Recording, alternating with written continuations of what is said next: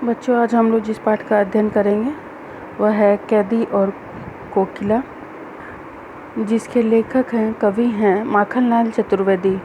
सबसे पहले कवि का परिचय देख ले। माखनलाल चतुर्वेदी का जन्म मध्य प्रदेश के होशंगाबाद जिले के बाबई गांव में सन 1889 में हुआ। मात्र 16 वर्ष की अवस्था में वे शिक्षक बने। बाद में अध्यापन कार्य छोड़कर प्रभा पत्रिका का संपादन शुरू किया। वे देशभक्त कवि एवं प्रखर पत्रकार थे। कर्मवीर और प्रताप नामक पत्रिका का भी संपादन किया उन्होंने, और उनका देहांत 1968 ईस्वी में हुआ। हिम किरीटनी, साहित्य देवता, हिम तरंगिनी, वेणु लो गूंजे धरा आदि उनकी प्रमुख कृतियां हैं, और उन्हें पद्म भूषण एवं साहित्य अकादमी पुरस्कार से भी सम्मानित किया गया है। माखनलाल चतुर्वेदी की रचनाओं में राष्ट्रीय भावना रहती थी। उन्होंने स्वतंत्रता की चेतना और देश के लिए त्याग और बलिदान की भावना उनकी कविताओं में मिलती है, इसलिए उन्हें एक भारतीय आत्मा कहा जाता है। उनके इस उपनाम से उन्होंने कविताएं भी लिखी हैं। हम जिस कविता का आज अध्ययन करने जा रहे हैं, कैदी और कोकिल, इस कविता में कवि ब्रिटिश शासन की बर्बरता एवं देशभक्तों पर उनके द्वारा किए जाने वाले अत्याचारों को दिखाने की कोशिश कर रहा है। कवि यह बताना चाहता है कि किस प्रकार हमारे देश के स्वतंत्रता सेनानियों पर अंग्रेजों ने अत्याचार किए हैं। यह कविता जो है वह देश की आज़ादी पर अपना सर्वस्व न्यौछावर करने वाले अमर सेनानियों ने कितने शारीरिक और मानसिक कष्ट सहे हैं, तब जाकर हमें यह अमूल्य स्वतंत्रता प्राप्त हुई है, इसका एक उदाहरण प्रस्तुत करती है।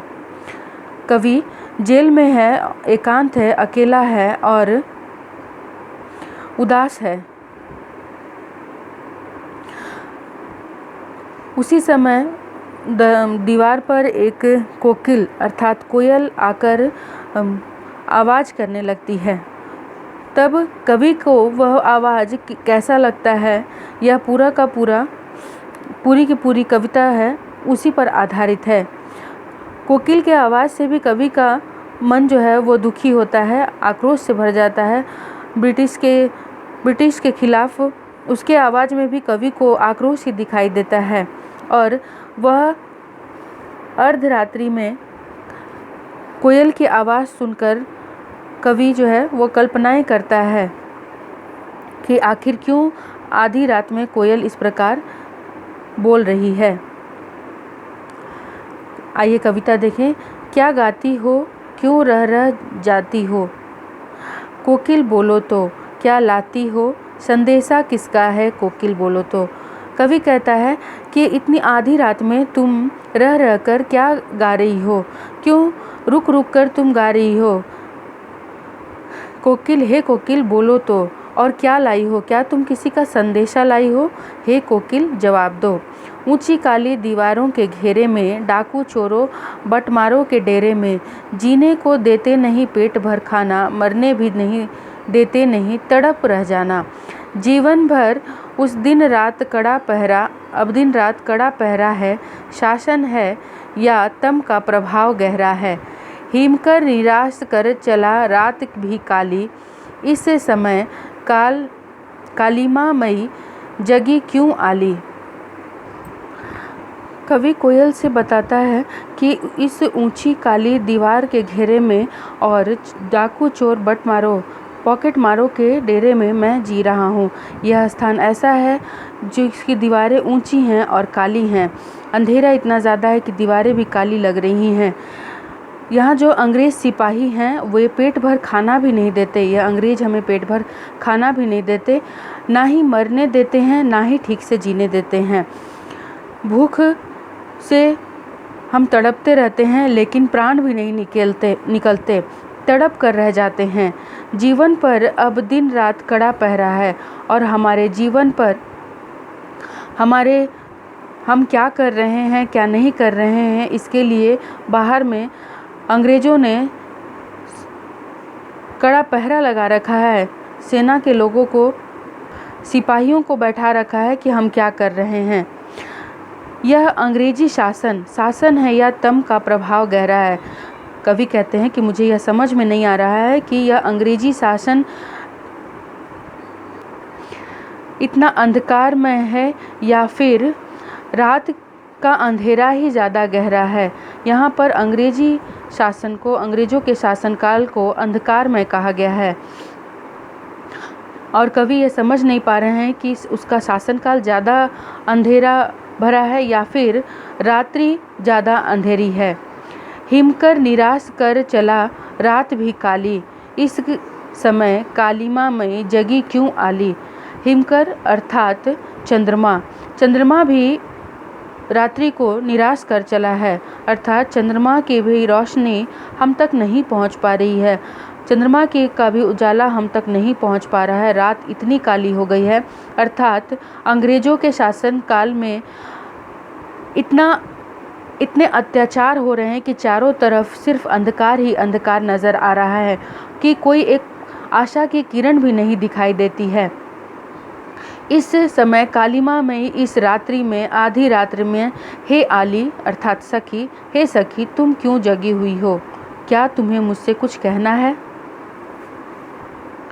क्यों हूक पड़ी वेदना बोझ वाली सी, कोकिल बोलो तो क्या लुटा।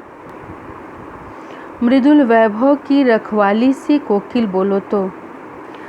कवि कहते हैं कि तुम्हारे आवाज़ में इतना दुख क्यों है, इतनी तकलीफ़ क्यों है। क्या तुम किसी वेदना का बोझ झेल रही हो, किसी कष्ट का बोझ झेल रही हो। हे कोकिल बोलो तो क्या लुटा। मृदुल वैभव की रखवाली सी, कोकिल बोलो तो क्या तुम्हारा धन दौलत वैभव लुट गया है जिसकी तुम रखवाली कर रही थी। ऐसा क्या लुट गया है तुम्हारा जिसके कारण तुम्हारी आवाज़ में इतनी वेदना दिखाई दे रही है, इतना कष्ट दिखाई दे रहा है। हे कोकिल बोलो तो क्या हुई बावली अर्धरात्रि को चीखी, कोकिल बोलो तो किस दावानल की ज्वालाएं हैं दिखी, कोकिल बोलो तो। आधी रात में ऐसा क्या हो गया तुम्हारा, ऐसा क्या खो गया है, क्या लुट गया है कि तुम्हारी आवाज़ में इतनी व्याकुलता नज़र आ रही है। तुम्हारी वाणी इतनी करुणा भरी क्यों है, तुम्हारी वाणी में इतना करुण पुकार क्यों है। हे कोकिल बताओ, क्या तुमने जंगल में दावानल देख लिया है। दावानल जंगल में फैली हुई आग को दावानल कहते हैं, जो भीषण आग लगती है उसे दावानल कहते हैं। तो क्या तुमने किसी दावानल की, जंगल में लगी हुई आग की ज्वालाएं देख ली हैं। हे कोकिल बोलो तो। वस्तुतः इन पंक्तियों के माध्यम से कवि यह पूछना चाहता है कोकिल से कि क्या तुम्हें पता चल गया है अंग्रेज़ों के अत्याचार का। क्या तुम जान गई हो कि अंग्रेजी राज कितना अंधकारमय है, कितने भयानक अत्याचार लोग कर रहे हैं। क्या इस बात की खबर हो गई है तुम्हें। उसे ही अंग्रेज़ों द्वारा किए गए अत्याचार और अंग्रेजी सरकार के अंधकार, उनके नीतियों को यहाँ पर दावानल कहा गया है। क्या लेखक कवि पूछ रहे हैं कि क्या तुम्हें इस बात का आभास हो गया है कि यह अंग्रेजी राज अंधकारमय है और अत्याचार से भरा हुआ है। हे कोकिल बताओ, क्या इसी कारण तुम्हारी आवाज़ में इतनी करुणा दिखाई दे रही है, इतनी व्याकुलता दिखाई दे रही है। आगे देखिए, क्या देख नहीं न सकती जंजीरों का गहना, हथकड़ियाँ क्यों यह ब्रिटिश राज का गहना, कोल्हू का चर्र पूछूं जीवन की तान, गिट्टी पर अंगुलियों ने लिखे गान, हूँ मोट खींचता लगा पेट पर जुआ, खाली करता हूँ ब्रिटिश अकड़ का कुआं, दिन में करुण क्यों जगे रुलाने वाली, इसलिए रात में गजब ढा रही आली। कवि कहते हैं, क्या देख नहीं न सकती जंजीरों का गहना। हमारे शरीर पर जंजीरों का गहना लगा हुआ है, हमारे हाथों में हथकड़ियाँ बंधी हुई हैं, पूरे शरीर पर जंजीर है। यह जंजीर हमें खुशी देता है। क्यों? क्योंकि भारत को आज़ाद कराने के लिए ब्रिटिश के खिलाफ हमने ये जंजीरें पहनी हैं, तो यह हमें गहने के समान लगता है। यह ब्रिटिश राज का गहना, ब्रिटिश सरकार ने यह हमें पहनाया है, उनकी द्वारा दिया गया यह भेंट है जो कि गहने के समान है। कोल्हू का चरक चूं जीवन की तान। कोल्हू आप लोगों ने देखा होगा, पहले बैलों को लगाकर कोल्हू से तेल निकाला जाता था, सरसों के तेल और बाकी सब जितने भी तिलहन पदार्थ है उससे, उसको किसी व्यक्ति या फिर बैल से खिंचवाया जाता था। तो अंग्रेज वो काम स्वतंत्रता सेनानियों से करवाते हैं। और यहाँ कहते हैं लेखक, कवि कहता है कि कोल्हू का चरक चूं जीवन की तान बन गया है, कि कोल्हू जब चर चूं आवाज़ करता है वही हमारे जीवन की तान बन गया है। और गिट्टी पर उंगलियों ने लिखे गान, और पत्थर तोड़ तोड़ कर हमारी उंगलियां जो हैं वह कठोर हो गई हैं। पत्थर के ऐसा लगता है जैसे उन पत्थर के टुकड़ों, जितने टुकड़े हमने तोड़े हैं उन सब पर हमने अपने उंगलियों से स्वतंत्रता का नया गीत लिखा है।